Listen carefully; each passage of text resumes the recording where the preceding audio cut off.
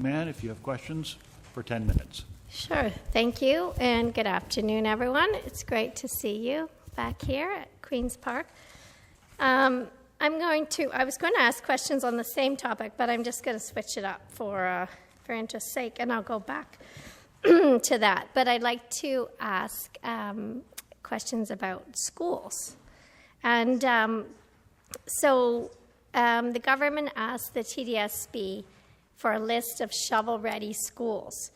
And they came back with a list of 5, and the first one was Kapapa Machokoe. Sorry about any mispronunciation, Wandering Spirit School. And their proposal, and, with working and investing money and building that school would be go a long way towards truth and reconciliation. That school is to be located in Toronto Danforth. The second school was St. Margaret's, which desperately needs a rebuild, and it has a long-term care organization interested in partnering, which is fantastic. That's kind of the way we like to build communities, I think, is partnering an intergenerational ability for kids and seniors to connect. And that school is in Scarborough-Guildwood. The third school is in beautiful Beaches, East York. It's Secord Public School, and has the largest and oldest porta-pack system in the TDSB system. And that has been waiting for a rebuild since the Premier and I and you, Madam Minister, were at City Hall. That's how long we've been waiting, eons ago. And then there's the fourth school on the list. So number 4 was Etobicoke Centre Elementary School, and that was the winner. And that is interesting because that's in a conservative member of provincial parliament represents that area, and the ones ahead of it in the list were not. There's no conservative rep there. So I'm just wondering what the selection process was to choose that school.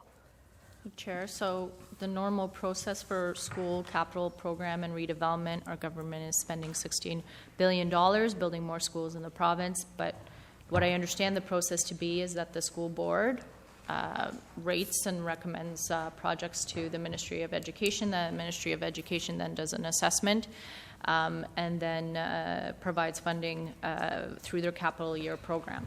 What we are doing, though, to help expedite the building of schools is standardize designs to make it easier so that we can get those schools built faster. And that is our involvement in terms of helping the Ministry of Education build more schools across the province. So, but the TDSB listed 1, 2, 3, 4, and 4 was chosen. Again, I think that would be the appropriate minister to ask, would be the Minister of Education. My understanding is that the school boards make recommendations, and the Ministry of Education evaluates them and then provides funding. But again, I think the more appropriate minister to ask would be the Minister of Education. Okay. Well, we'll leave that one for now. Next question is, what is your government doing to invest in cycling infrastructure in Ontario? Well, you would have heard me earlier speak to the $10.2 billion provincial funding through the Investing in Canada Infrastructure Program.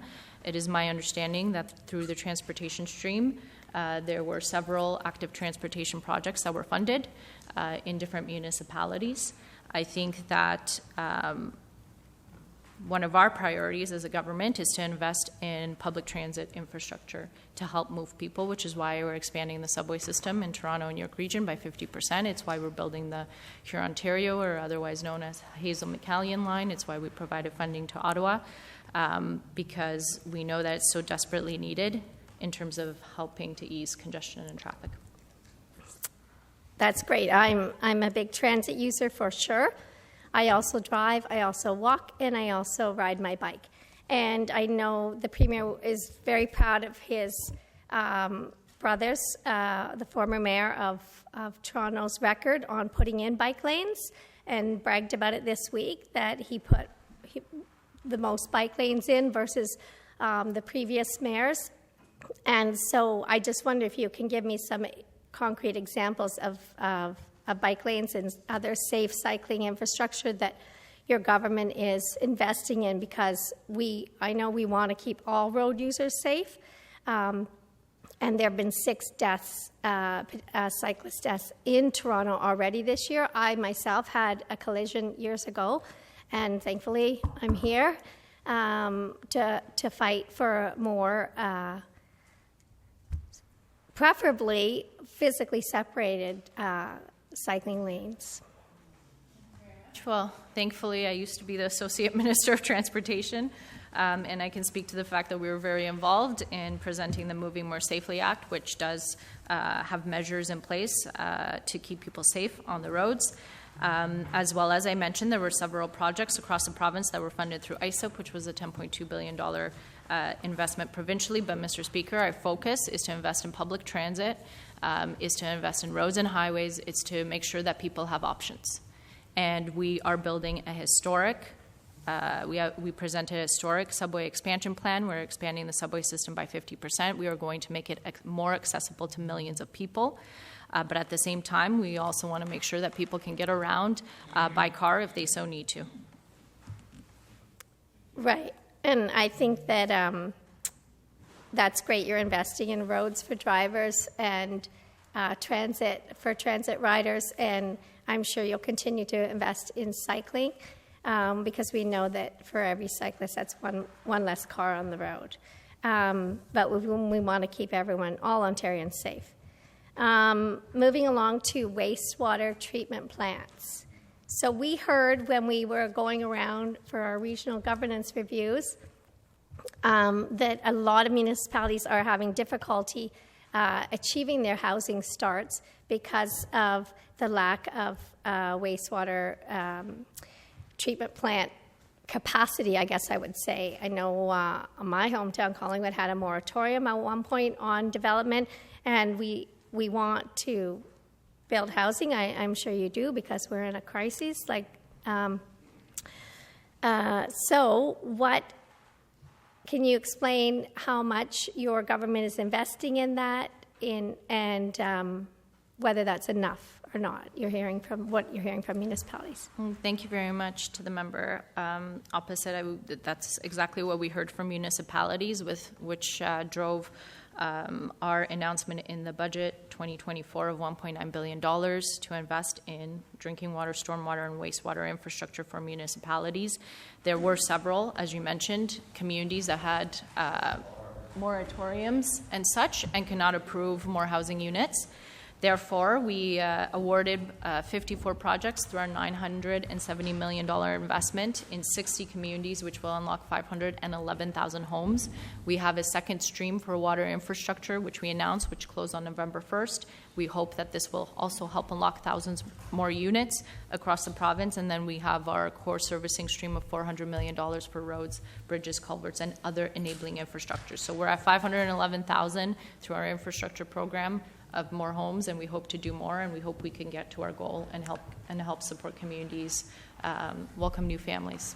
About a minute and a half remaining. And are you feeling that you're hearing from the municipalities that that's enough? Because we know how expensive just even one wastewater treatment plant is, and so the initial funding was like it would cover 2 plants, and you know how many municipalities we have in Ontario. So are you hearing? What are you hearing from municipalities? Amazing response. The Mayor of London, through the investment of $28 million, will unlock 17,000 units in the downtown of London. Hamilton, extremely excited because it will help unlock units in their area. Prince Edward County, 5,000 units through our investment there. Every single community is so excited about the funding that it's receiving, because you're right, the cost of these assets can be quite expensive and burdensome for communities to bear. These facilities can vary, they can vary in cost, and sometimes with their tax base they don't have enough capital to fund it. But the response has been overwhelmingly positive. It's actually, I think, one of the most successful things that we're doing at our ministry. All right. About 10 seconds left if you want it. Thank you. And at this time, I will turn to the government. MPP Kenapathy. Thank you, Chair, and thank you, Minister, for your important presentation, very, very important presentation, and also thank you for all your hard work, and thank you for all your team for being here and participating in this wonderful presentation. Minister, we are in the middle of the housing crisis, and our government is the one who is working hard to build millions of homes in Ontario. You know, this is a great news. We initiated 6 years ago. So one of the key initiatives in the plan to bring more affordable housing for Ontarians, to develop more transit-oriented communities. You emphasize on your presentation. This is going to add it into the housing stock. Thank you. I had to personally thank you to your ministry staff reaching out to me to bring me and involve me in the planning and development and the expansion of the Milliken Coast Station, you know, which is vital to not only for Markham Donald riding, is Scarborough as well. You know, 3 or 4 riding going to benefit this core transit station. Is a huge, the pedestrian activities there. So the Minister, can you please elaborate how much housing being developed and how those transit-oriented communities will help the province? And this is a great initiative. You know, I'm personally, as a municipal council before, and we talk about transit-oriented development at the council chamber for 15 years, never materialized. And I could see the momentum is built up by our government and under your leadership and our premier leadership, and I'd like to hear more about that. Thank you. Thank you. And it is reflected actually in our estimates. We are putting in more resources for our TOC team. The program has now expanded to include, led by Infrastructure Ontario and MOI, the GO Rail TOC program as well. Just with the subway expansion and the TOCs involved there, we're building 54,000 units in Toronto and York region. And these units are very important because they are going to be homes for people. And people want to live near transit because it makes their life easier. It eliminates the fact that you have to own a car in order to travel. They'll be on the transit line, and there will be other community amenities that will be negotiated as part of those transit stations. East Harbour, for example, will be home to thousands of new people as well. And so we are proceeding, and that's reflected in our estimates. We're actually adding more resources to our teams in order for us to deliver more, because we know how important more housing opportunities are to the people of this province.